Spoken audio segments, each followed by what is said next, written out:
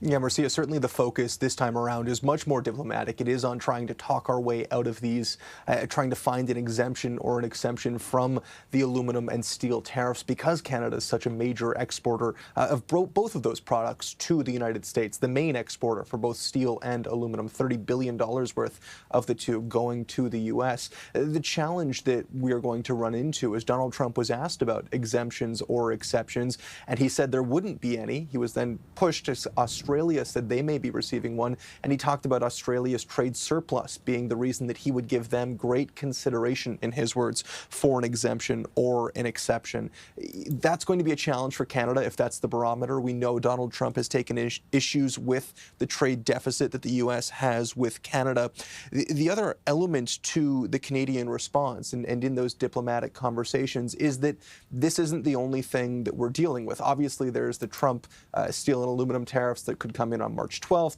There's the border tariffs that could come back on March 4th. There is also more threats to very significant Canadian industries, specifically the Ontario auto industry. Have a listen to Trump yesterday during these signings talking about how this isn't the end for tariffs in his mind.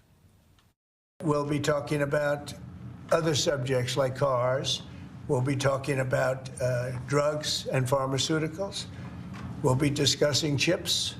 And we're going to be doing some other things in addition to that, all which will bring in a lot of jobs into our country. Cars is going to be a very big one.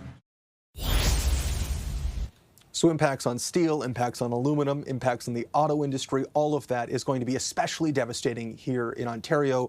Aluminum would be brutal for Quebec. You know, this is a very big challenge. And so with all of that combined, the focus is less on retaliation and it's more on finding a way out, finding exactly how to work together with the U.S. to avoid these. You've got Howard Lutnick and Dominic LeBlanc, the U.S. incoming Commerce Secretary and our Finance Minister, meeting in Washington tomorrow to talk about this. Trudeau spoke with J.D. Vance in Paris today. All of the premiers, as you mentioned. There is a very big focus on getting a message to Americans from Americans that this isn't in their interest to impose these kind of tariffs on Canada.